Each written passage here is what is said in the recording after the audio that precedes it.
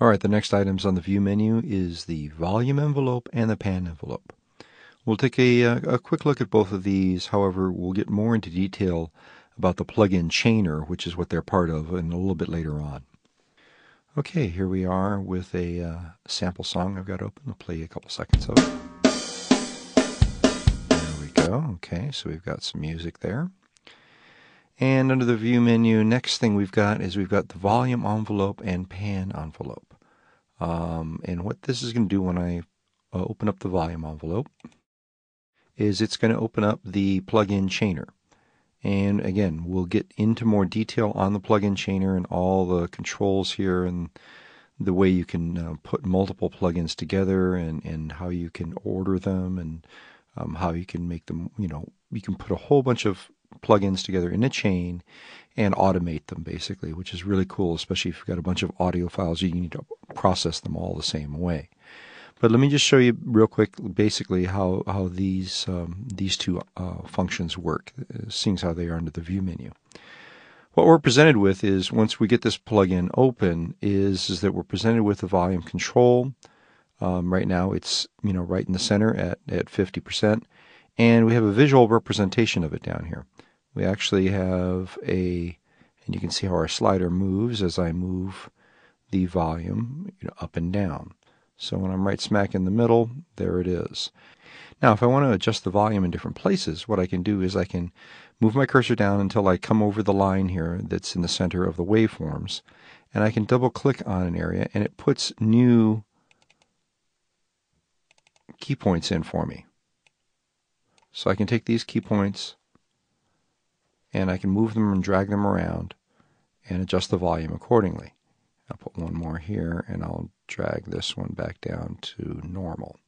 So now let's play this and see what it sounds like. Now if I play it down here just in the normal window, we won't hear any difference at all. But if I go up here into the plug-in chainer and I hit the preview button, then I can hear what my changes are going to sound like. Let's take a listen.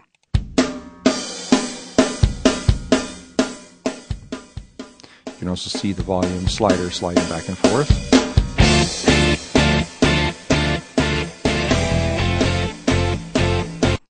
So you get an idea of how you can do that, and basically you can, you can make whatever kind of volume changes, subtle ones, the little ones at the beginning. If you need to zoom way in and take something just down in one section or something like that, or at the very end of the file, you can do that as well too. So that's the volume. We're going to go ahead and close out of this so that we won't have any of those changes. Next down on the view menu is the pan envelope. And you notice that there's single letter shortcuts for these as well too. You've got the V and the P. So I can go here and I can just pull this down and it'll pop it up with the same plug-in chainer, only with the pan now as the plugin that is in the foreground. And I can now go ahead and use the pan. And you can notice that I can see both. If I wanted to, for example, not see the volume, I could get rid of it here. I could also disable it completely too. So I could show it, but it would be disabled.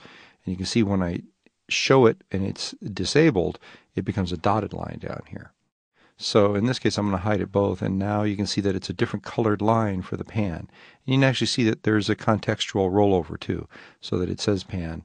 If I go back to volume and roll over it, it'll say volume, and I roll over this, and it'll say pan. And there you go. So I'm going to go ahead and hide those for a second.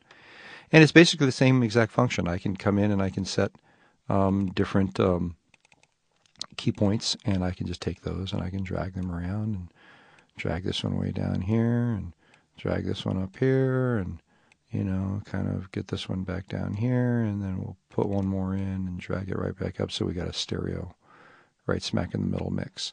Go back up here again and hit the preview button and we'll hear it pan around.